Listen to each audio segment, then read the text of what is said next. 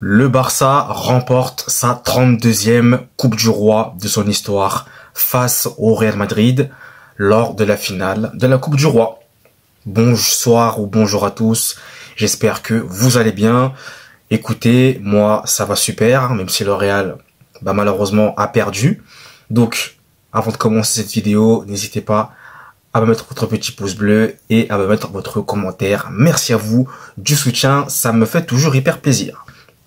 Alors, que dire de ce match? Parce qu'il y a eu énormément de choses. Il y a énormément de choses à dire. Je vais essayer d'être très rapide parce qu'il y a trop de choses à dire. Déjà, je ne sais même pas par quoi commencer. Je crois que je vais commencer par parler des erreurs d'arbitrage parce qu'il y en a eu énormément. Mais on va parler déjà, on va aborder, avant de commencer, de parler du Barça, première mi-temps incroyable.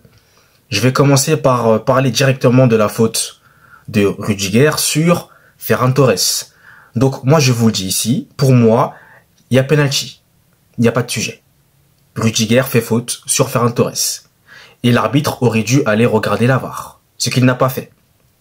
En revanche, sur la faute, sur le penalty sifflé lorsque Rafinha était face à face avec Raúl Asensio, là, il n'y a pas de penalty. Il n'y a absolument rien. Et là, en plus, l'arbitre a allé regarder la VAR. Donc là, pour le coup, de manière toute objective, pour moi, l'arbitre aurait dû aller regarder la VAR sur la faute de Rudiger sur Ferran Torres.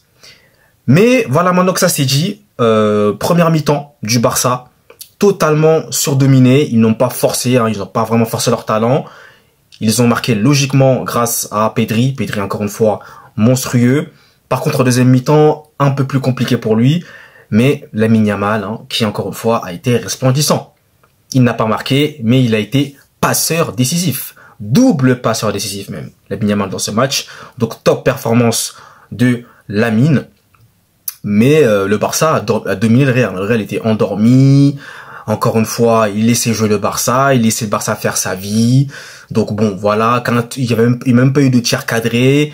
Première mi-temps catastrophique du Real Madrid sur tous les plans. Que ce soit offensivement et défensivement. Rudiger, mauvais. Je vais m'arrêter là parce que mauvais pour moi. Clairement, mauvais dans ce match. Les latéraux, au début c'était Mendy, mais Mendy s'est blessé rapidement. D'ailleurs, j'ai pas compris au passage pourquoi Ancelotti l'a aligné, j'ai pas compris. J'ai pas compris ce move, encore une fois, Ancelotti, des fois, il y a des choses que je n'arrive pas à comprendre. Je ne comprends pas pourquoi il l'a mis, je ne sais pas. Donc, il s'est blessé au bout de 7 minutes. Franck Garcia sur le côté de Lamine Yamal, catastrophe. Et Lucas Vazquez, catastrophe également. Donc, voilà. Et sinon, le seul joueur qui a été excellent dans ce match pour moi, c'est Jude Bellingham. Pour moi, en tout cas, Bellingham a été excellent dans ce match. Enfin, surtout en première mi-temps, puisqu'il n'y avait pas Mbappé, il n'y avait pas d'Aguilera. Mais en première mi-temps, pour moi, le joueur qui était excellent, c'était Bellingham. Et sinon, ensuite, en deuxième mi-temps, le Barça recule, étonnamment. Je trouve ça très bizarre. Et le Real reprend, je dirais, la possession du ballon, reprend l'avantage et se procure des occasions. Et là, Mbappé rentre, notamment. Mbappé rentre en début de seconde mi-temps. Arda Güler rentre. Et là, je trouve que le match change déjà. Et le Real Madrid montre un autre visage. Et ça m'a quand même fait plaisir. Parce que c'est pas le grand Real. Le Real est malade. Le Real c'est compliqué, vous le savez. Mais là, quand même, je trouvais que nos mi-temps, ils se sont quand même donnés. J'ai trouvé quand même qu'ils se sont donnés. Donc, la défaite à la fin, celle-là, elle est quand même frustrante. Parce que moi, je me disais dans ma tête, on pouvait les battre. On pouvait les battre et malheureusement, il y a eu trop d'erreurs. Et en finale, des erreurs contre le Barça, ce Barça-là en plus, ça ne se pardonne pas et ça coûte très cher. Et on a été punis. Voilà, on a été punis, que ce soit sur la passe de Modric, mal donnée pour Brahim Diaz, parce que Modric après a reproché à Brahim Diaz, pour Modric c'est la faute de Brahim Diaz, mais en tout cas c'est une mauvaise passe. Koundé qui intercepte, Koundé au passage qui a fait un excellent match. On va parler aussi d'ailleurs du Barça. Il y en a pas mal qui ont fait un gros match, mais Koundé qui intercepte et qui fait une grosse frappe incroyable, imbattable. Courtois ne peut rien faire et Koundé qui offre la Coupe du Roi au Barça. Donc content pour Koundé, bon bah c'est un Français donc content surtout, mais même si c'est le grand rival, mais Koundé a fait un très bon match, j'ai trouvé en tout cas. Mais sinon le Barça également en défense aussi ça a été, même s'ils ont encaissé 2 buts, le Barça défensivement, Inigo et Koubarsi ont été excellents. Hein. Koubarsi en première mi-temps excellent, même en deuxième mi-temps aussi, c'est cette invention incroyable. Inigo aussi excellent également. Non, vraiment, la défense a été très bonne. Chesney a fait aussi des parades intéressantes, même s'il se fait prendre 2 buts. Il y en a un sur coup de pied arrêté, il y en a un sur un coup franc de Mbappé. Oh là là, poteau rentrant. Incroyable ce coup franc de Mbappé. C'était exceptionnel. Mbappé a fait un très bon match. Moi j'ai bien aimé son entrée Mbappé. Excellent entrée de Mbappé. C'était très intéressant ce qu'il a produit. Arda Güler, j'ai beaucoup aimé également son entrée. J'ai beaucoup aimé Arda Güler. Vraiment, c'était très intéressant. Il transmettait des bonnes passes. Toujours juste. Vraiment, la passe vraiment bien dosée. Non, et c'était vraiment un match vraiment plein de sa part. J'ai bien aimé. Mais voilà, sinon Hendrick a rentré. Hendrick, moi ce qui me frustre avec Hendrick, c'est qu'il se met hors jeu. Parfois, c'est des erreurs de placement bêtes. Il y a 3-2, t'as le ballon, mais l'arbitre il siffle hors jeu parce que Hendrick il est hors jeu alors qu'il devrait pas l'être. Des erreurs de placement. Moi ça me frustre malheureusement. Donc voilà, mais ensuite le match c'était compliqué, l'arbitrage, il y a eu trop de choses qui se sont passées entre la grosse faute de Tchouaméni sur De Jong pour moi qui aurait peut-être mérité un rouge. Pour ma part, moi j'avais dit rouge, pour moi ça méritait un rouge. Je n'aurais pas été choqué. Il y a quoi d'autre encore? J'ai oublié beaucoup de choses. Hein. J'ai oublié beaucoup de choses, je crois. Mais Rudiger qui pète un câble littéralement à la fin du match. La frustration qui monte d'un cran.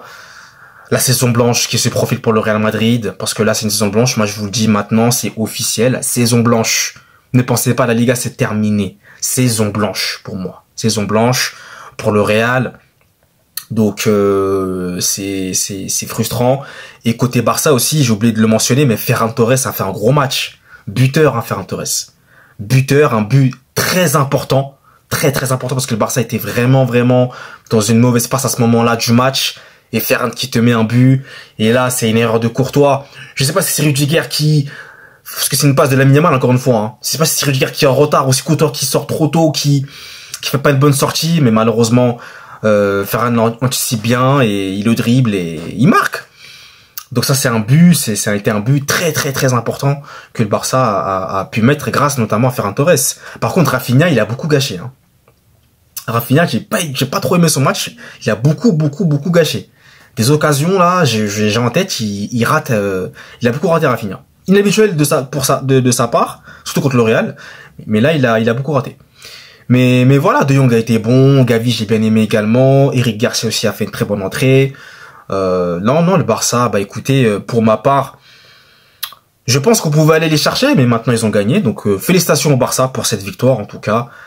Félicitations. Donc malheureusement pour le Real, bah c'est une saison cauchemardesque, hein, qui va susciter beaucoup d'interrogations, ça c'est clair, et les changements qui vont arriver. Hein. Ça c'est une évidence, hein, les changements vont arriver très vite. Hein. Là on joue notre saison, mais sur ce match-là, sur ce trophée, mais la saison est fichue. Hein. Là je vous le dis, la saison est totalement fichue. Donc voilà, hein, c'est parti en cacahuète totale, c'est parti en vrille. L'arbitre, parfois même lui, il était dépassé. Hein. L'arbitre parfois était dépassé, il y avait des fautes il y avait des fautes évidentes qui sifflaient même plus. Il était excédé. C'était très tendu. C'était très tendu. Et voilà. Hein. J'ai envie de vous dire, le Barça qui gagne. Bah, voilà, le Barça a gagné. Donc 3 classicos, 3 victoires. Donc ils vont peut-être nous sweeper, hein, comme au basketball, hein, quand il y a des séries de playoffs, 4-0. Ils vont peut-être nous sweeper, hein, comme l'a fait Oklahoma City contre les Memphis Grizzlies. Bon, je mélange un peu tout là, je whippine. Je sais, je whippine un peu tout, mais bon, voilà, vous m'avez compris. Ils vont peut-être nous sweep, hein, parce qu'il y a le classique en Ligue 1. Hein. Donc bon, je pense qu'on va être sur un sweep retentissant. Du jamais vu, je pense d'ailleurs. Hein. Je pense, il me semble. Donc voilà, écoutez, je ne vais pas vous embêter plus. Merci à vous d'avoir suivi la vidéo et nous, on se retrouve très vite pour de nouvelles vidéos. Allez, peace!